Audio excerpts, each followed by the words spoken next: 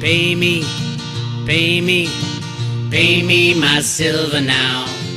Pay me or go to jail. Pay me my silver now. Hey guys, Bix Weir. A couple things about silver that just riled me up today. Terry Duffy is all over the news. Terry Duffy is the CEO of the COMEX, or the CME Group, which owns the COMEX. The most criminal exchange on the planet. Literally. The most criminal exchange on the planet. The CME is a regulator of the COMEX too, by the way.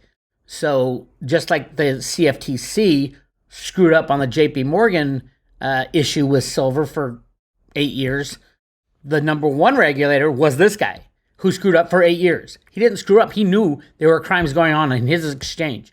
Check out what he says on Tucker Carlson about, he's talking about the CFTC and cryptos, but he has an amazing Freudian slip. That's not a slip.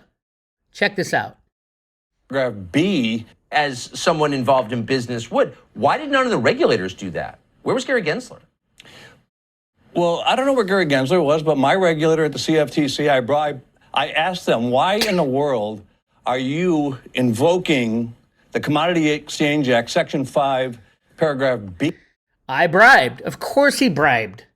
He bribes all of them, either through payment, cash payment under the table, or through cushy jobs when they get out of the CFTC. We saw it with so many people. There's like 5 CFTC, ex-CFTC people at FTX. They're all going to jail. They better all go to jail. Why hasn't anybody gone to jail yet on that? Anyway, this guy Terry Duffy belongs in jail, but it's just, that's the thing. It's not just FTX. It's not just the COMEX and the CME. It's the New York Stock Exchange. It's the NASDAQ. It's all the exchanges are the same thing. They're all a gigantic fraud, a gigantic Ponzi scheme. I want to talk about a different thing that really pissed me off. It's the afternoon. I usually don't do anything in the afternoon except hang out and play golf and do some studying for tomorrow.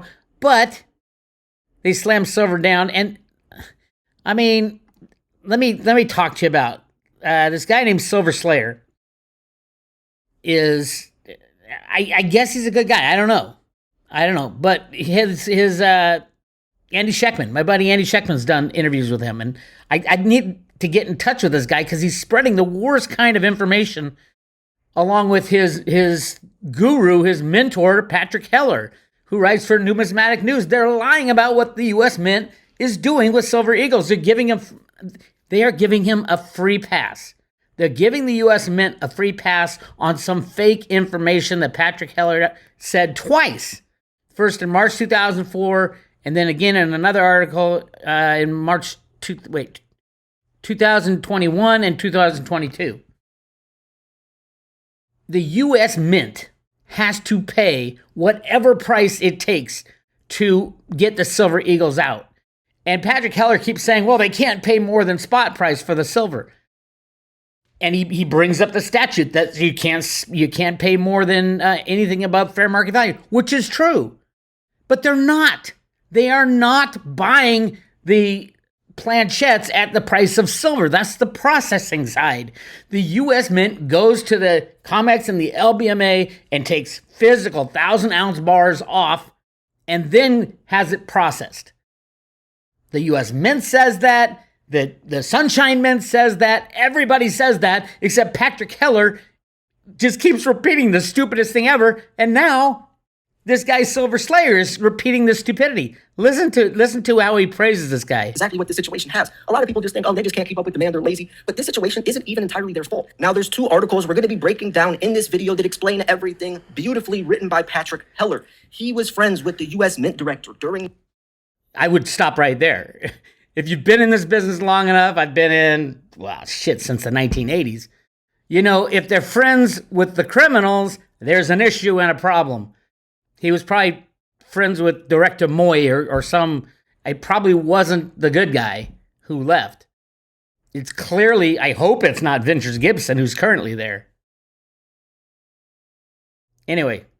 In the times of some of the most important situations that has changed the game. He has so many awards. He's extremely qualified to write articles like this and give out this type of information. Shocking praise for 2 articles that are completely and totally wrong and really hurting the cause, which is to lay on the Mint and say you are required by law to make as many silver eagles as there is demanded, and you are required by law to pay any price to have them processed. And you should pay fair market value. Absolutely. If fair market value is $1,000 a coin to have it processed, that's what you have to pay by law. But this guy Silver Slayer, and I mean, I've been screaming a bit about Patrick Heller forever, and apparently he can't hear because he keeps lying to the people. The U.S. Mint buys its physical silver from the COMEX. Why is this so hard to understand is the question. Let's listen to the CEO of the Sunshine Mint tell us where the U.S. Mint gets its silver. It's not realistic right at this point. Where do you get your silver from? Direct from refineries, or do you buy 1,000-ounce bars from the COMEX or vaults, or from bullion banks? Who's your source of silver? Mm-hmm. So we generally deal through brokers. We don't have any contracts with any refineries. For us in particular, we only accept 1,000-ounce good delivery bars. Primarily now customers are asking for LBMA, qualified product, and we do both 3.9s and 4.9s. So, we get multiple, it can come in from multiple sources, but specific to the U.S. Mint, they have an approved list of silver hallmarks that they will accept, right? So right now the U.S. Mint supplies their own silver. For a number of years, we were actually helping them procure it. Now they're procuring it themselves like they do. The U.S. Mint supplies their own silver. Why is this so difficult to understand? Even if they help them procure the silver, they're buying it on the COMEX and the LBMA. With those approved bars they just listed. With the gold. And I think that helps because of their hedging systems that they have and things like that. Ooh, you notice he kind of slowed down on that one? It helps the U.S. Mint with their hedging systems if they go through the bullion banks, the criminals. This is such a joke. And Patrick Heller, I think, is beyond repair. But this guy Silver Slayer, dude, you better wake up. Wake up and do your homework. It is the processing that they can pay anything for. They can buy physical 1,000-ounce bars. You can buy a physical 1,000-ounce bar from the COMEX or the LBMA and have it delivered today. That's exactly what the U.S. Mint does. So it's not the price of silver that is the problem. It's that they don't want to make it, or they're saying the processing is a problem. So the Sunshine Mint takes those 1,000-ounce bars that the government gives them, that the U.S. Mint gives them, sticks them in their warehouse, and then they make the blanks, and they make they don't make the coins, they're just making the blanks. So they heat it up, they roll it out in strips, and they stamp out about 6 million blanks, planchettes they call them, every week. They do 6 million a week or a month. I don't remember what he said. But it's not the cost. And this is what Patrick Heller has everybody screwing their head around. Oh, it's not the U.S. Mint's fault. The U.S. Mint is required by law to pay whatever it takes in processing fees. And that's what it says in the law. Sorry about it, Mr. Slayer. But I see you got, 70,000 subscribers. You're steering 70,000 people in the wrong direction. Bring it back. Read the law. Figure out that, yes, the U.S. Mint buys silver off the COMEX through their broker. I don't know who it used to be, HSBC. But they take delivery at the COMEX price of silver. And then any other costs associated with that, they are required by law to pay whatever it is to meet demand. Anyway, registered category for December. We are about to start the delivery month. Dun, dun, dun. I think it's Wednesday. Wednesday or Thursday start the deliveries. I think they're going to deliver that exact amount in registered. 35 million ounces in December, and then who knows if the COMEX will ever be opened again. So keep an eye. That's my prediction. I haven't seen anything. I have seen no data, but I think they're going to deliver 35 million ounces. But who knows? Who really knows? We'll find out soon enough. That's all I wanted to say. This just pissed me off. It just pissed me off. And then everybody should know that Patrick Duffy is one of the biggest criminals in the United States of America. And he's been covering up crimes of the COMEX he's been there since, I think, 2002. So 20 years of crimes. America deserves what we're going to get, if you ask me. Get your silver and get it off the exchanges. Get your cryptos off the exchanges. Stocks, bonds, you can kiss those goodbye. Get everything out of the system in your own possession only. Only. No ETFs, nobody else holding your own assets. It's time to sit back on your lawn chair and watch the game destroy everything in every criminal construct that the United States has built with their regulators. It's happening.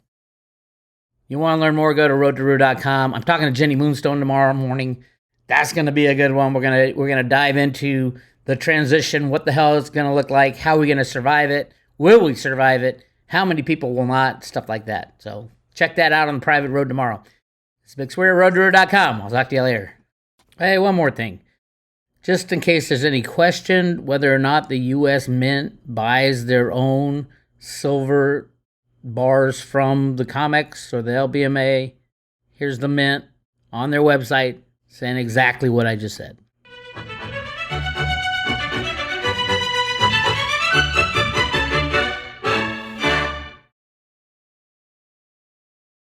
With the American Eagle Gold Bullion Act, the law stipulates that we are to go out and buy gold on the open market. We receive these bars in here when they buy them. We then have to verify that the hallmarks are what they're supposed to be. We have to weigh the bars and assure that these are the weight that is in accordance with the bar list that is sent into us and what we are purchasing. That is feedstock for the gold bullion program. Once we take those bars and have them set up for shipment to our vendor, they then take them and we'll melt them and alloy them to the finest that we need for the product that we are going to produce. The blanks that come in are pretty much universal blanks. When we get them, we verify them, and we then send them to the lab to make sure that the metal content is what it is. Once she has approved and said that the coin is passed, we can then move into the production process. In the case of the bullion, they're pretty much strike-ready blanks.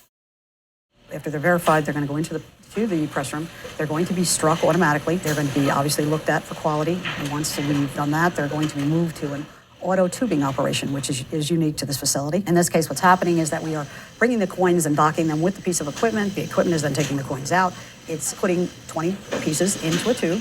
It's then putting a cap on it. It's weighing it. It's putting it into what they call a monster box. The top of the box is being put on, and then it's being strapped. So it's set up for shipment to a customer if that's what's needed. Are there any further questions? Please stop saying that the U.S. Mint is constrained about buying physical silver from the COMEX or the LBMA or blanks. They do it. They're not restrained. They can do it, and they do it. That's how they get their metal. So anybody, Patrick Heller, anybody, Silver Slayer, saying that that's not what happens and that the U.S. Mint can't do that because they would have to pay too much for the silver is just wrong, flat out. That's all I got.